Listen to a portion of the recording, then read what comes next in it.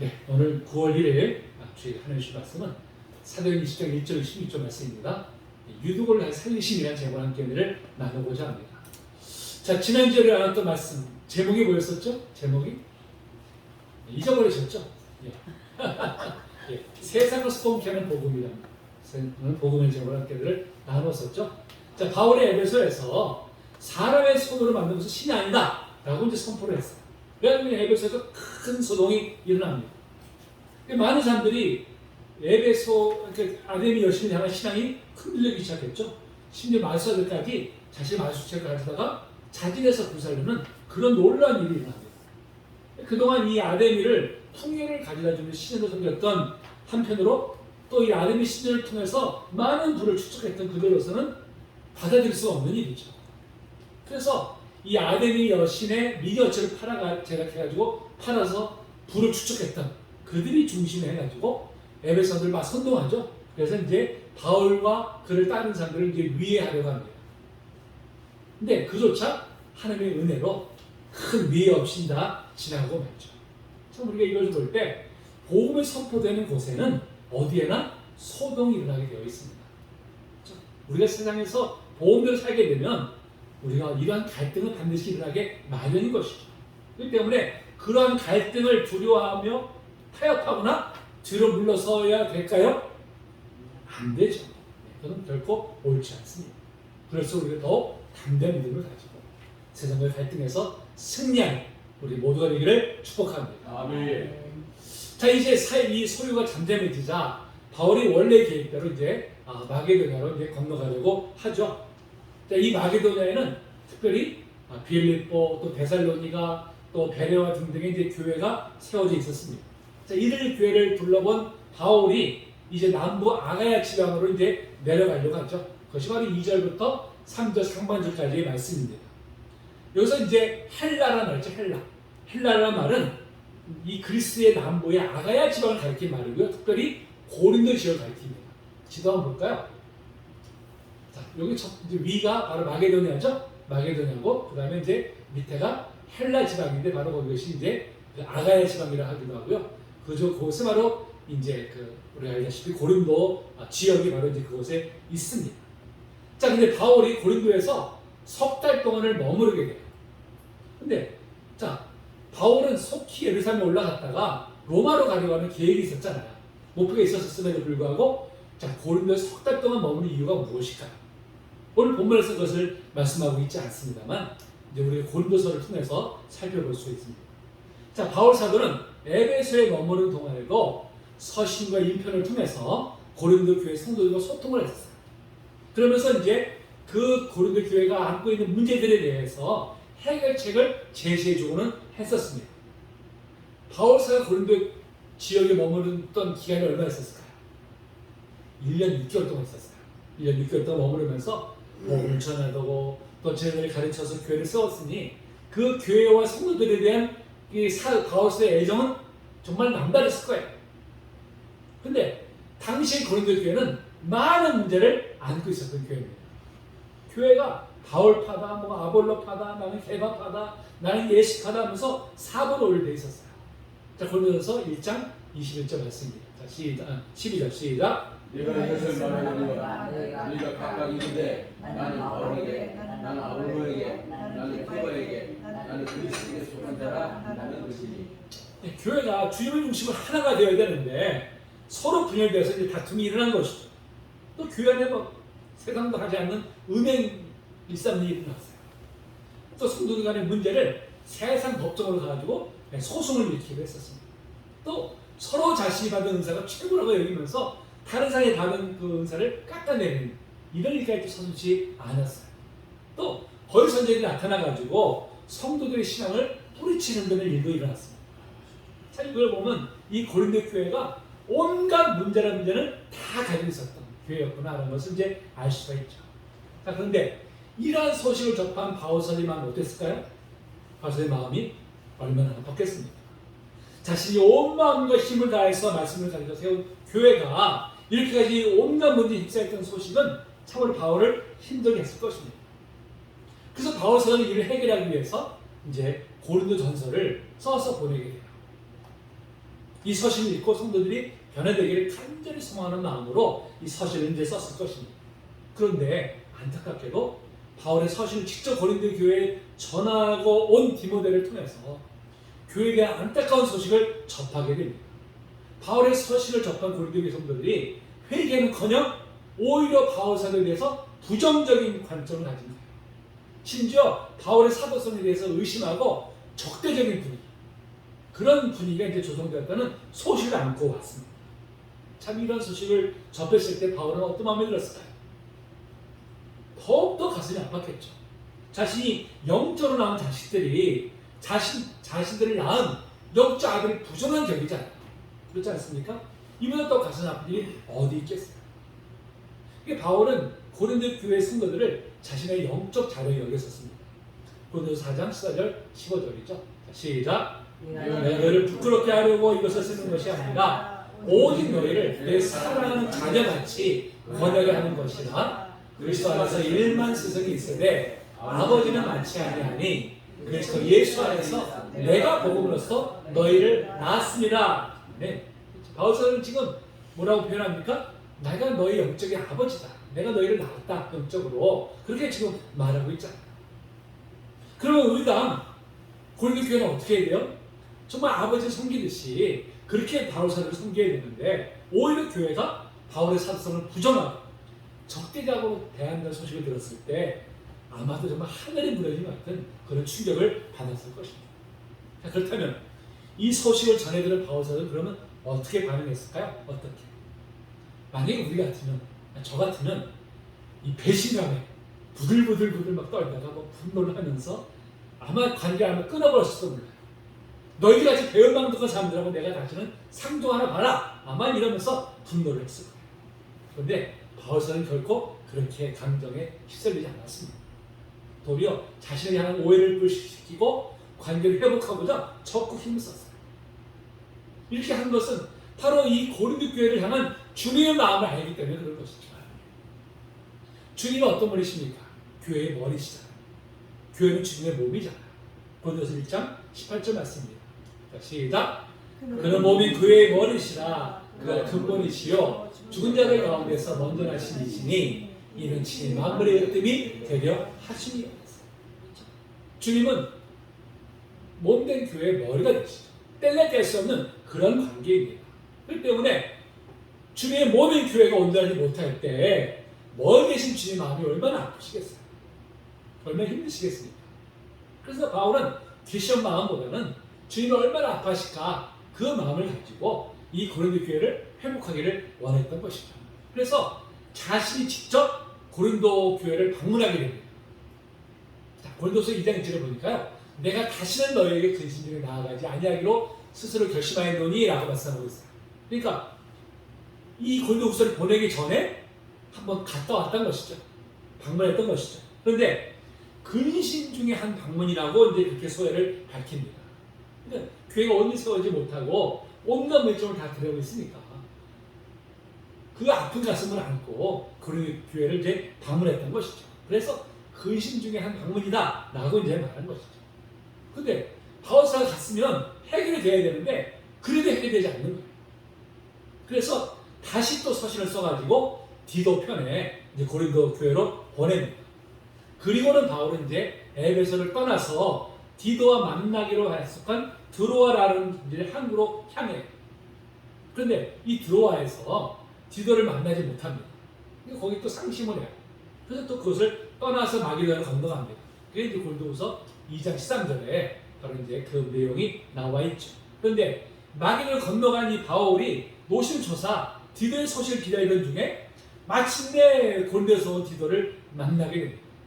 자, 고린도후서 10장 5절 6절이죠. 시작. 우리가 마게도냐에 이르렀을 때에도 우리 육체가 편하지 못하였고 사방으로 환난을 당하여 밖으로는 다툼이요 안으로는 두려움이었노라. 그러나 약심한 자들을 위로하시는 하나님이 디도가 오므로 우리를 위로하셨으니. 정말 힘든 상황 가운데서 또 고린도 교회를 향한 그 아픈 마음을 가지고 너무나 힘든 그런 상황이었는데 디도가 너무나 반가운 소식을 갖고 온 거예요. 반가운 소식. 자, 어떤 소식이었을까요?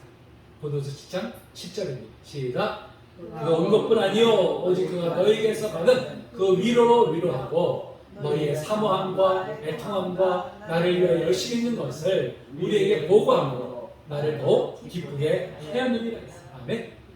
자, 고린도 교회가 이제 자기들의 잘못을 깨닫고 애통했다는 거예요. 그리고 바울 사도를 다시 사모하고, 그리고 바울 사도를 위해서 열심으로 이제는 섬기겠노라, 이제 따르겠노라 라고 이제 결단했던 소식을 갖고 온 것이죠. 그 소식을 들었을 때 정말 얼마나 기뻤을까요? 그들을 향했던, 정말 그들이 힘들게 했던 그런 마음들 한번 눈독시 다 사라져 버렸을 거예요. 그래서 그 힘든 가운데서도 그 뒤도 가져온 소식 때문에 위로를 받고 다시 힘을 얻게 되었다고 이제 말하고 있는 것이죠. 참 이런 바울사의 모습에서 참된 지도자의 모습이 어떠해야 되는지를 배우게 됩니다. 자, 바울은 자신의 사도성을 부정하고 자신을 향해 적대적으로 대하는 고린도 교회였잖아요. 그러면서 결코 그들 향해 애정을 거두지 않았습니다. 어떻게 하든 그들과의 관계를 회복하는 것에 힘을 썼죠. 우리는 바울사의 이 모습을 모세를 통해서 우리가 또 보게 됩니다. 모세도 끊임없이 하나님의 말씀에 불순종하고 자신의 리더십에 도전하는 이스라엘 백성들로 인해서 항상 노심초사했었어요.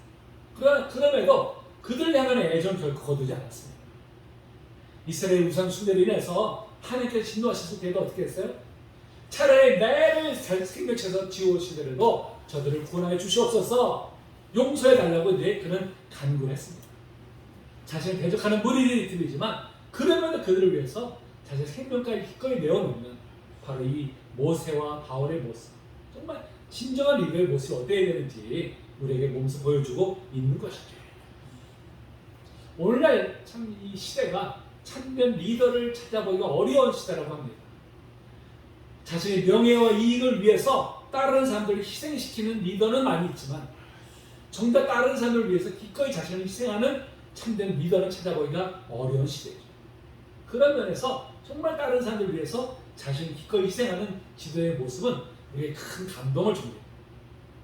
이번에 이제 얼마 전에 끝난 파리올림픽 경기 때 일어난 일이에요. 여러분 다 아시는 일일 거예요. 태권도 종목에 진출한 우리나라의 선수가 16강에서 경기에서 이겼는데 심판이 잘못된 판정을 내서 패배한 것으로 결론이 나요. 그것이 바로 이제 시스템의 오류 때문에 그리 된 것이라고 합니다. 그때 우리나라 그 여자 코치가 그냥 바로 뛰어올라가죠. 거세게 막 항의를 합니다. 그래서 재조사를 한 결과 판정에 오류가 있었던 것이 판결이 되어서 이제 판정 영화를 바로잡을 수 있었고요. 그래서 그 선수가 이제 8강에 진출을 하게 됩니다. 그런데 그렇게 항의하는 것이 규정을 위반한 거예요. 그래가지고 이 코치는 국제 태권도 연맹으로부터 징계를 받게 되었어요. 징계. 아주 어떤 징계인지는 확정되지 않았지만 징계를 받게 되었습니다. 이 코치가 선수를 보호하기 위해서 자신이 징계할 것을 감수하면서까지 기꺼이 그리한 것이죠. 자신의 선수를 위해서 자신이 당할 불이익을 기꺼이 감수한 그 코치야말로 참된 지도자 갖춰야 될 덕목을 갖춘 그런 지도자가 수 있는 것이죠. 여러분, 리더는요, 누군가에게 영향을 끼친 사람을 말합니다. 그런 면에서 보면 우리 모두는 다 리더예요. 지금도 우리는 누군가에게 영향을 끼치고 있잖아요. 그 대상이 가족일 수도 있고, 또 성도일 수도 있고, 또 직장 동료일 수도 있습니다. 그렇다면 우리는 어떤 리더일까요? 우리는 지금 어떻게 영향을 끼치고 있을까요? 어떻게? 참된 리더는 뭐라고 했습니까? 바울사는 모세와 같이 자신의 영향력을 끼치는 대상을 통해서 자신의 유익을 챙기는 사람이 아니라 그 대상을 위해서 기꺼이 자신을 희생하는 줄 아는 사람이죠. 누군가를 위해서 자신을 희생하는 것이야말로 최고의 섬김이 아니겠습니까? 우리가 사실 누구나 다 다른 사람들로부터 인정받고 싶어 하고요. 더 나아가서 목표를 갖고 싶어 합니다.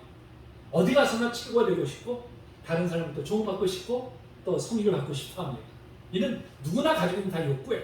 누구나 다. 근데 이러한 욕구가 꼭 부정적인 것만은 아닙니다. 긍정적으로 이런 욕구가 우리가 하여금 도전의식을 심어주고요. 동기를 부여해주죠. 근데 문제는 뭐예요? 이 욕구가 부정적으로 나타날 때 내가 다른 사람부터 높이를 받는 길이 다른 사람을 깎아내는 것이라고 생각하고 그런 생각하는 사람들이 있어요. 어떻게 하든지 나보다 못한 부분을 들춰내서 그를 무시하고 상대적인 우월감을 가지려고들 합니다. 자기보다 우월한 사람을 만나면 질투하고 그 사람의 약점이 무엇인가를 찾으려고 하죠. 호시탐탐 마음보다 우월한 죄에 있기 위해서 다른 사람을 넘어뜨리는 기회를 엿보기도 합니다. 여러분 인생이 이런 인생이 행복한 인생일까요? 참 불행한 인생이 아닐 수 없죠. 스스로가 늘 이런 일들을 위해서 노심초사해서 마음의 평안을 찾을 수가 없기 때문에 그런 것이죠. 그런 면에서 참된 인생의 행복은 다른 사람을 섬길 때 그때 우리 비로소 맛볼 수가 있습니다. 그래서 아프리카의 성자라고 하는 그 알베르토 슈바이처 박사가 섬김에 대해서 이렇게 말한 바가 있어요. 누구든지 훌륭한 사람이 될 수 있다. 왜냐하면 누구나 섬김의 삶을 살 수 있기 때문입니다. 섬김의 삶을 추구할 때 당신은 진정으로 행복해질 수 있다. 네, 이런 말을 했어요. 여러분 행복은 그저 얻어진 것이 아닙니다. 자신밖에 모르고 남의 관심 없는 사람은 결코 행복할 수 없죠. 수고로 얻어 남을 위해서 섬기고 헌신하는 사람이야말로 인생 행복을 맛보는 사람이죠. 누리는 사람입니다. 그래서 사도행전 20장 35절에서도 주는 것이 받는 것보다 복되다라고 말씀하고 있죠. 섬김이 사실은 다른 사람의 유익을 베푸는 것이 생각하지만 사실은 자신에게 복이 되는 거예요. 그렇지 않습니까? 섬김을 통해서 내가 진정 행복을 누리기 때문에 그렇죠. 섬김은 그래서 성수가 인격이 아닌 사람만이 바로 이제 행할 수 있는 것입니다. 그러면서 참된 리더는 다른 일을 섬기면서 기꺼이 자신을 희생할 줄 아는 사람입니다. 주님께서도 자신이 이 땅에 오신 것을 뭐라고 그랬어요? 마태복음 20장 28절 읽어볼까요? 시작! 이제 온 것은 섬김을 받으려 함이 아니라 도리어 섬기려 하고 자기 목숨을 많은 사람의 대속물로 주려 함이니라. 아멘. 주님께서 자신이 섬기받으러 온 것이 아니라 오히려 섬기려 왔다고 말씀하시잖아요. 그렇다면 주님을 따르는 우리가 어떻게 되겠습니까? 다른 사람 섬기는 자리에 우리가 설 때 진정 행복을 누리게 될 줄로 믿습니다. 자, 이렇게 고린도에서 석 달을 머무르는 동안에 바울은 그곳에서 바로 로마서를 기록하게 됩니다. 로마서는 기독교 교회를 확고히 세우는 너무나 위대한 성경이죠. 교회 주신 하나님의 선물입니다. 바울은 고린도에 머무르면서 고린도의 교회의 문제들을 해결하는 한편 또 로마서를 기록을 했죠. 자, 이를 마친 바울이 이제 고린도에서 수리아로 바로 가려고 합니다. 배편으로 가려고 해요. 그런데 유대인들이 자기를 헤아려 한다는 소식을 듣고는 다시 마게도냐로 올라갔다가 돌아가는 길을 택하게 됩니다. 이때가 이제 6월절의 관계로 예루살렘 올라가려는 다수 유대인들이 있었어요. 근데 그들로서는 배에서 바울을 해치는 것은 너무나 쉬운 일입니다. 어두운 밤에 바울을 죽여가지고 바다에 그냥 수상시켜버리면 아무도 모르잖아요. 그래서 바울은 빠르고 편한 백길을 포기하고 다시 육로를 따라서 마게도냐를 거쳐서 수리아로 돌아가는 길을 택하게 됩니다. 근데 마게도냐까지 육로로 무려 600km. 여기서부터 부산까지 하는 길보다 100km 더 갑니다. 그걸 도보로 또 바울 사도가 건강도 안 좋은 병약한 몸으로 걸어간다는 게 너무나 어려운 일이죠. 참 우리가 참 사도행전 살펴보면서 느끼는 게 뭡니까? 바울 사도의 선교 여정이 순탄한 게 한 번도 없어요. 늘 그냥 헛날 짝이 없는 그런 여정으로 점철되어 있는 것을 우리가 보게 됩니다. 아니 왜 하나님께서는 좀 바울로 하여금 이토록 좀 험난한 여정을 걷게 하신 것일까? 좀 더 좀 쉬운 여정으로 좀 인도해 주시지 굳이 이렇게 험난한 여정을 걷게 하신 이유가 뭘까라고 이제 우리가 생각을 하게 됩니다. 근데 바울 사도가 자신이 스스로 그에 대해서 이런 고백을 한 적이 있어요. 고린도서 1장 8장 9절입니다. 읽어볼까요? 시작!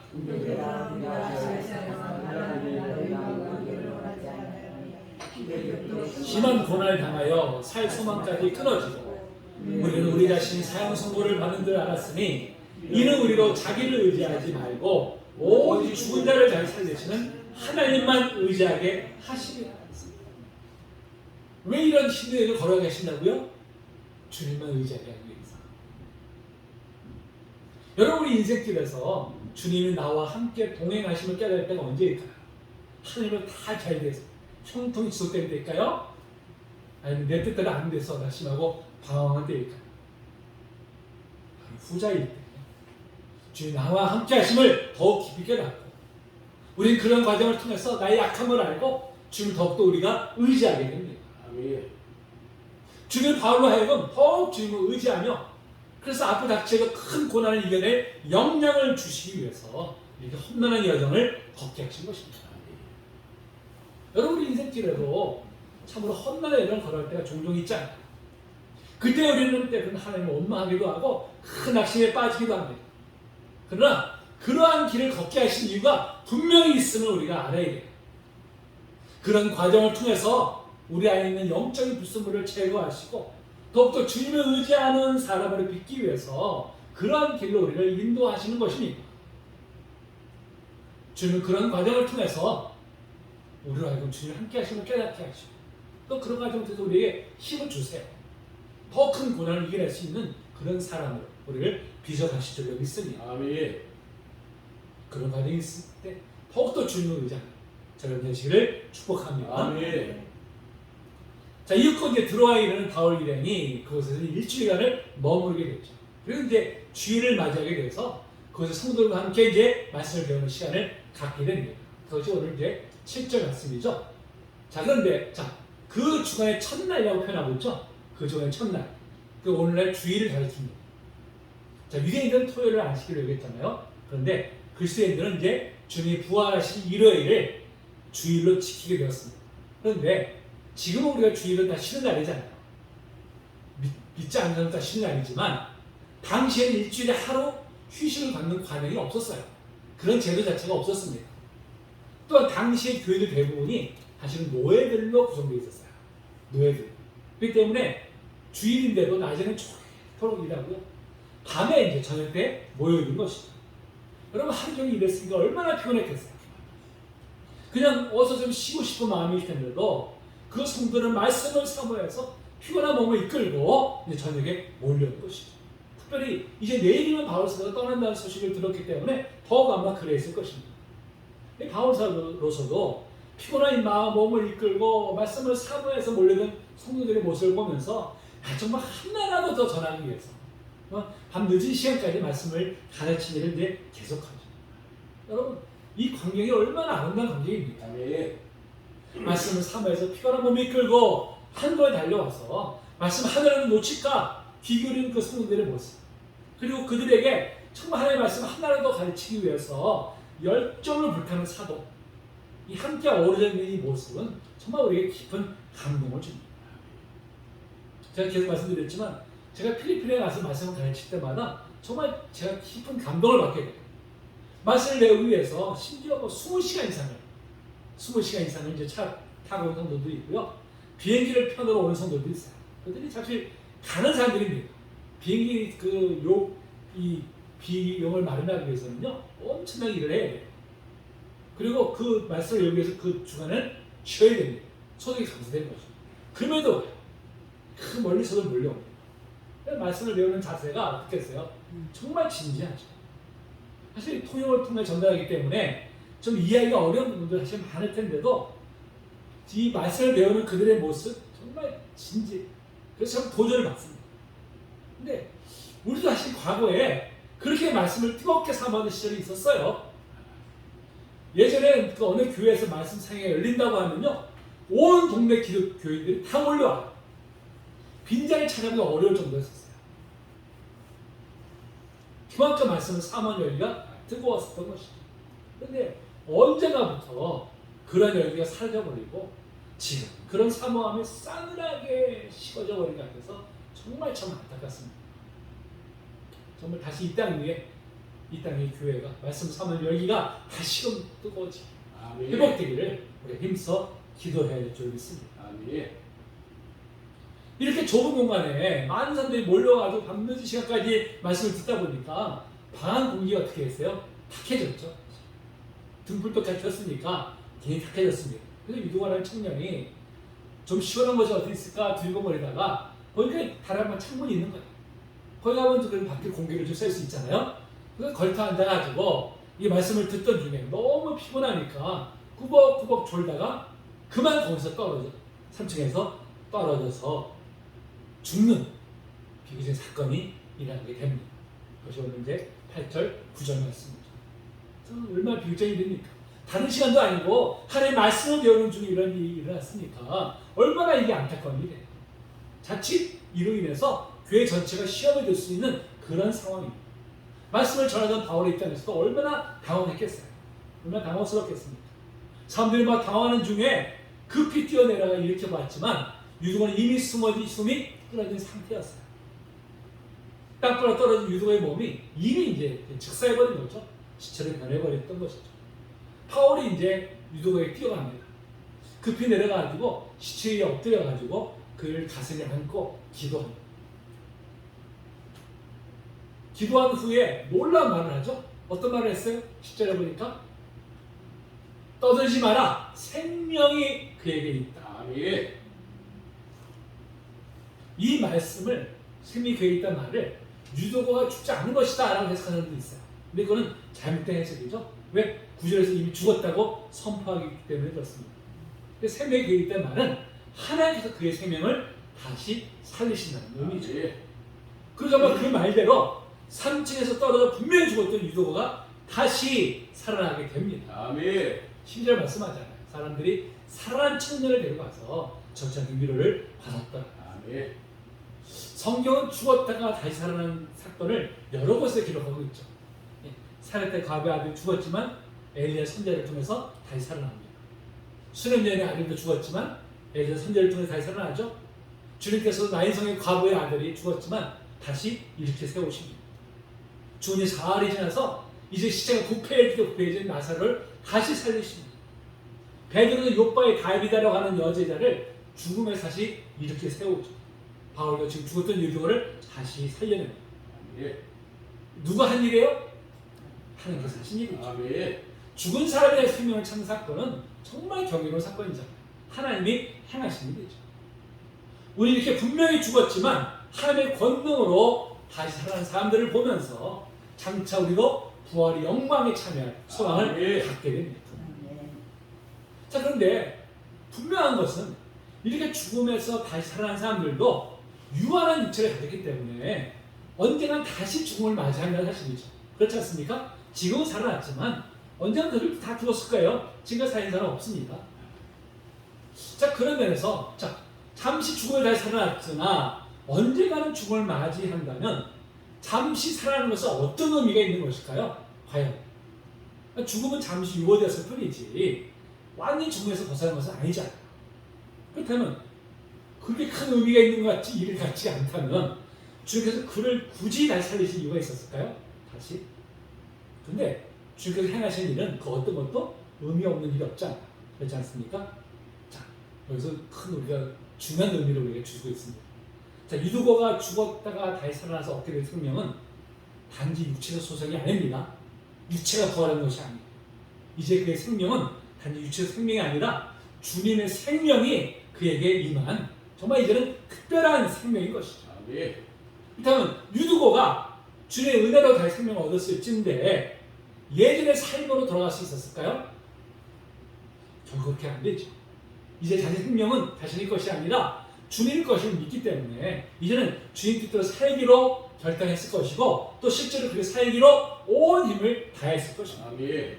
또 유두고가 죽음에서 다시 살아난 것을 목격한 성도들도 그를 볼 때마다 그를 살리신 주님의 능력과 그 위로하심을 이제 그들이 경험했을 거예요. 유대를 볼 때마다 자신도 언젠가 죽음을 맞이할 테지만 주님께서 반드시 새 생명으로 다시 살릴 것을 확신했던 것이죠.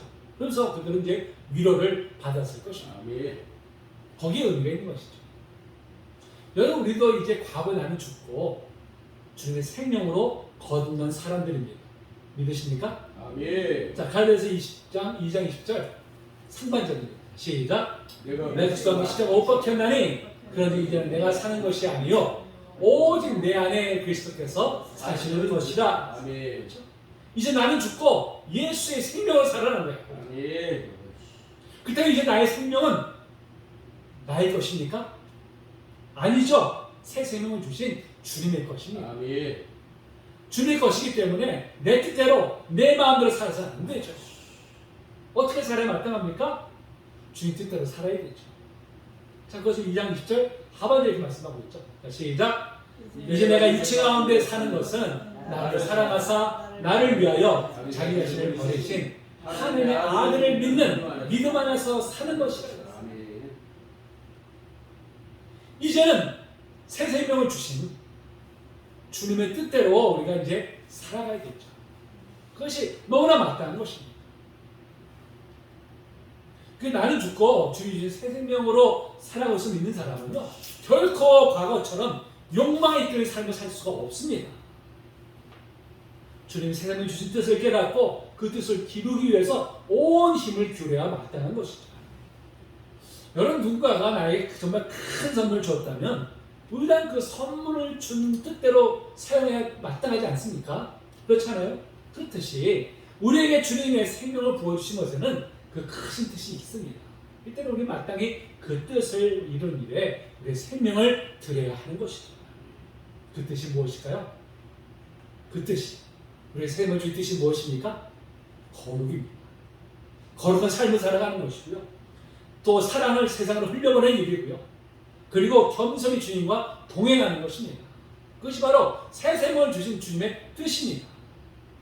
여러분, 그렇다면 지금 과연 우리는 그런 삶을 살고 있습니까? 그런 삶을 지금 지향하고 있습니까? 주님 주신 새 생명을 정말 주님이 기뻐하시는 산 제물을 드립니다. 저를 되시기를 주의 이름으로 축복합니다. 아멘.